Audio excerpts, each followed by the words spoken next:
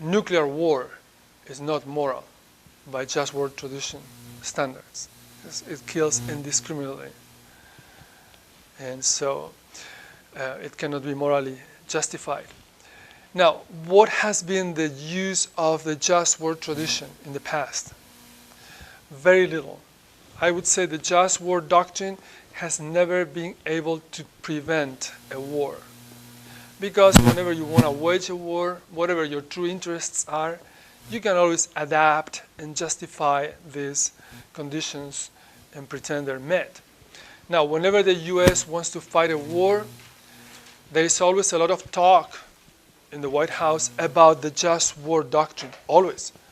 So they get academics to try to prove that this particular war, Afghanistan or the Gulf War or the Iraq War, meets all of these requirements. Of course, it's always a matter of debate.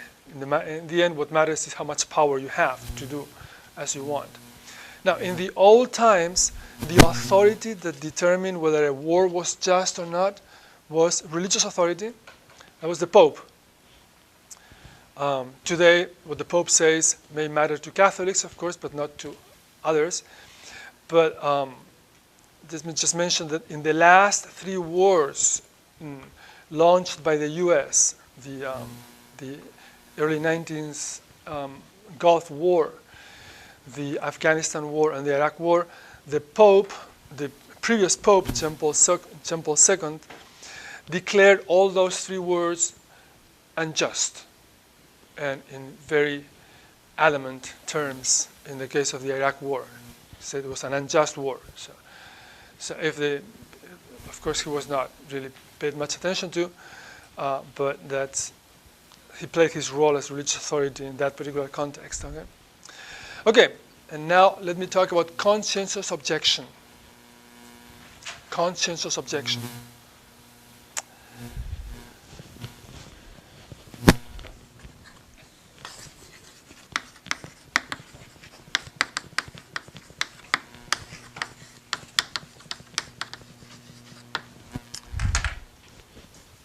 Conscientious objection is the objection rooted in just your moral convictions to be part of the military, your refusal to be part of the military. Now, conscientious objection can take 2 forms. It can be selective or universal. Selective or universal. Now, the draft, for the most part, tends to be universal, at least in Europe. Like all men of a certain age have the obligation to serve in the military. So that's called universal.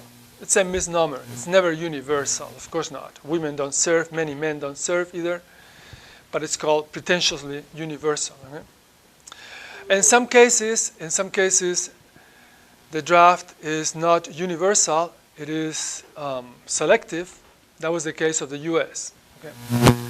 I described, or rather misdescribed, how it was done. There was a lottery. How the system really worked was depending on the year or the month or the first letter. It doesn't really matter to us. It was a lottery. So it was selective. Not everyone served. Only some people served in accordance to whatever number on the ball they got, or whatever year they were born or month or whatever it was. It was a lottery. It was selective. And in fact, the registration system that you still have to use today when you have to register for the draft, it's called a selective service system, right? Because it was selective service. So normally, we also make the distinction between universal conscientious objection and selective conscientious objection. Although in this case, the meaning is slightly different from that of universal draft and selective draft. Universal conscientious objection is that of a person who refuses to serve in the military regardless of whether it is in peace or during wartime. So the person is not refusing to just serve in Vietnam he's refusing to be part of the military even in peacetime at all times. Okay? That is the kind of conscientious objection that you find under the draft system So in Germany, you have conscience objectors, and you do in Sweden, as you do in other countries where there is a draft. And they're not refusing to participate in a specific war. They're just saying, we do not want to cooperate with the military. Okay? So in democratic countries, people who refuse to be drafted are given the opportunity to serve in an alternative service. By Gates Commission's standards, that doesn't make any difference. Okay? They're still being forced to pay a tax, whether in the form of military service or civilian service, but they don't have to do any work with the military. Selective conscientious objection is a kind of conscientious objection that you find mostly under an all-volunteer force. So in the US, you have an all-volunteer force, but then when there is a particular war, some people will say, I refuse to participate in this campaign. Why? Because I think it's immoral. It doesn't meet the conditions, the requirements of the just war doctrine. And therefore, the person will say, I have no objection to the military in general. In fact, I enlisted voluntarily, but in this particular campaign, I will not participate. So that's a selective conscientious objector. Selective conscientious objector. So again, remember, selective conscientious objection goes with all volunteer forces. Universal conscientious objection goes with draft forces. It wouldn't make sense to talk about universal conscientious objection on the part of a soldier, someone who already enlisted voluntarily. He's not objecting to the military, okay?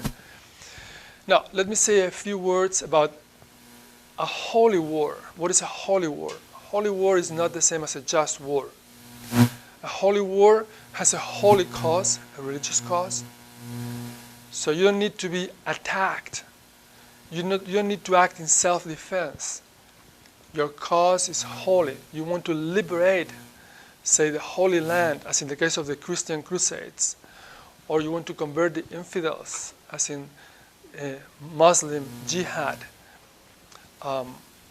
That's a holy war.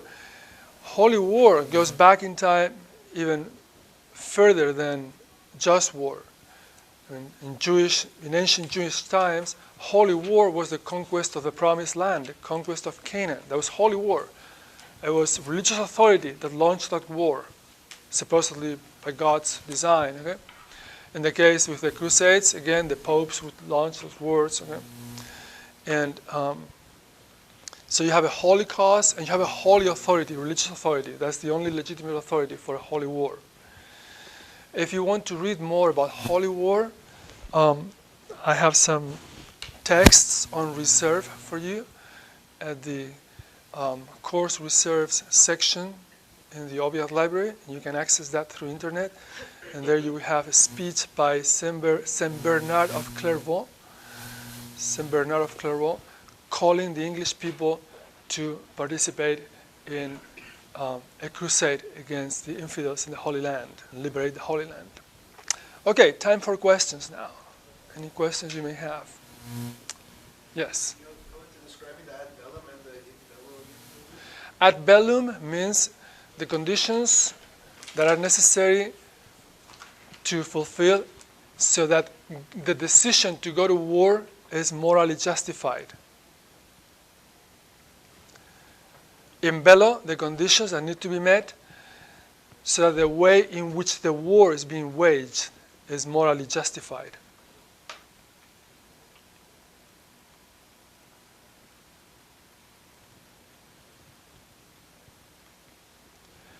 Okay, any other questions?